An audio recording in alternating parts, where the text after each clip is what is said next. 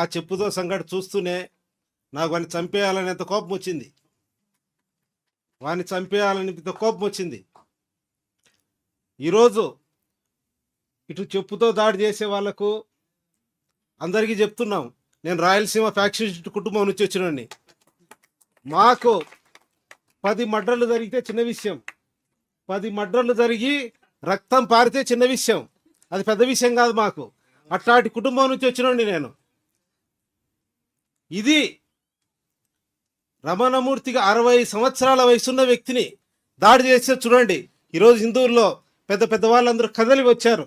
ఈరోజు ఇక్కడ 200 మంది ఉన్నారు, బయట ఉన్నారు. ఇదే పద్ధతిలో ముందు రంగరాజన్ గారి పైన కూడా దాడి జరిగింది.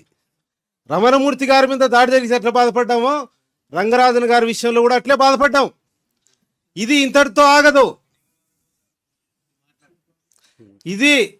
దీని విషయంలో గనుక గట్టిగా సమాధానం చెప్పాల్సినటువంటి అవసరం కూడా ఉంది. ఒక అన్నమయ్య కళాక్షేత్ర పీఠాధిపతిగా నాకు 41 సంవత్సరాలు. నాకు వివాహం లేదు, వివాహం చేసుకోవాలని లేదు. జీవించడానికైనా సరే, మరణించడానికైనా సరే రమణమూర్తి గారు శాంతి సహించామని చెప్పాడు. ఇటువంటి వాళ్ళను సహించం.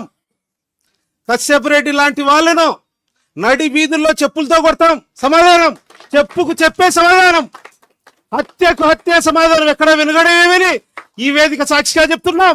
అవసరమైతే బాంబులు గట్టి దుంకి చావడానికైనా సిద్ధమే. మేము ఎక్కడా వెనుకడిగేయం. మీరేదో పెద్ద వీరు చిల్లర మాటలు మాట్లాడి మీరు హిందూ ద్రోహులు, హిందూ మతం పేరెత్తే అర్హత కూడా లేదు. నేను పిలిస్తే 100లాది మంది మనుషులు వస్తారు, దేనికైనా అంతుంది. ఈడ చేతగా గమ్ములు లేవు, శాంతిగా ఉన్నా. నేను 8 సంవత్సరాల నుంచి శాంతి సహనంగా నామస్మరణ ప్రచారం చేస్తున్నాం. ఇది సహించరాని విషయం. ఇది రమణమూర్తి గారి మీద జరిగిన దాడి కాదు, హిందూ ధర్మం మీద జరిగిన దాడి, మన భగవంతుని మీద జరిగినటువంటి దాడి. మేము ఈరోజు రమణమూర్తి గారి వాయిస్ ఇక్కడ కాదు, ప్రపంచవ్యాప్తంగా ఉన్న హిందువులకు తెలుస్తుంది. ఏం చేశారండి రమణమూర్తి గారు? హిందూస్ ఫర్ ప్లూరిటీ అండ్ ఈక్వాలిటీ అనే ఒక గొప్ప సిద్ధాంతాన్ని రచన చేశారు. ఒక్కొక్క ఆయన నా సాంప్రదాయం గొప్పది, నా సాంప్రదాయం గొప్పది, నా సాంప్రదాయం గొప్పది అంటే సాంప్రదాయాలు కొట్టుకుంటూ ఉంటే హిందూ మతం బతుకుతుందా? ఎవరు ఏ సాంప్రదాయం అయినా సరే మీరు మీ సాంప్రదాయాన్ని ఆచరించండి, పక్క సాంప్రదాయాన్ని గౌరవించండి అని నిజమైనటువంటి హిందూ ధర్మ పరిరక్షకుడు రమణమూర్తి గారు. ఈరోజు సాయిబాబా భక్తుల పైన దాడి జరిగితే రమణమూర్తి గారు ముందుండి మాట్లాడాడు. సీతమ్మ తల్లి లాంటి బ్రహ్మకుమారిస్ పైన అపనిందలు వేశారు. తిరుమల కొండ పైన తాళ్లపాకన్నమాచార్య గృహం కూల్చేస్తే రమణమూర్తి గారి సారథ్యంలో ఖదిజ్ఞాసుల సామర్థ్యంలో 11,50,000 సంతకాలు ఇక్కడ రంగరాజన్ టెంపుల్ దగ్గరే రంగరాజన్ గారు 2 లక్షల సంతకాలు. రాష్ట్రం అంతా ఒక 6 నెలల హోరాత్రులు కష్టపడి ఆ వెంకటేశ్వర స్వామికి తెలుసు, అది అందరికీ తెలుసు, ఇక్కడ చూసిన వాళ్లకు 3 నెలల పాటు రథయాత్ర చేశాం.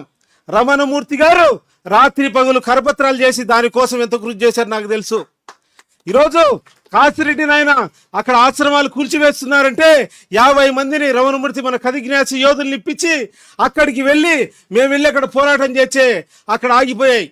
అంతేకాకుండా హిందూ దేవాలయాలు అనేకం కూలిపోతుంటే ఎక్కడ జరుగుతుంటే అక్కడికి వెళ్ళి మాట్లాడటం జరిగింది. అంతేకాకుండా కోట్లాది గోవులు సంవత్సరంలో చనిపోతుంటే హిందూ ముస్లిం క్రైస్తవులు కలిపి గోవును జాతీయ జంతువుగా ప్రకటించి గో హత్య జరగకూడదని రమణమూర్తి గారు కృషి చేశారు. విద్వేషము అసమానత్వం వ్యతిరేకించే హిందూ సమ్మేళనం ఏర్పరిచి రంగరాజన్ గారు ముఖ్య వక్తగా దానికి వచ్చి ఆ రోజు 22 సమావేశాలు భిన్న సాంప్రదాయాలు కలిసి ఉండాలని నిజమైన హిందూ మత ఉన్నతాన్ని రమణమూర్తి గారు తెలియజేశారు. అంతేకాకుండా చిన్నజీయర్ స్వామి ఆశ్రమంలో హైందవ భక్త కళా సమ్మేళనం అని పెట్టి భిన్న సాంప్రదాయాలంతా ఒకటే, మనం కలిసి ఉండాలని అద్వైత విశిష్టాద్వైత సాయి భక్తులు అందరినీ ఒక వేదిక మీదకి తెచ్చిన రమణమూర్తి గారు మహానుభావుడు.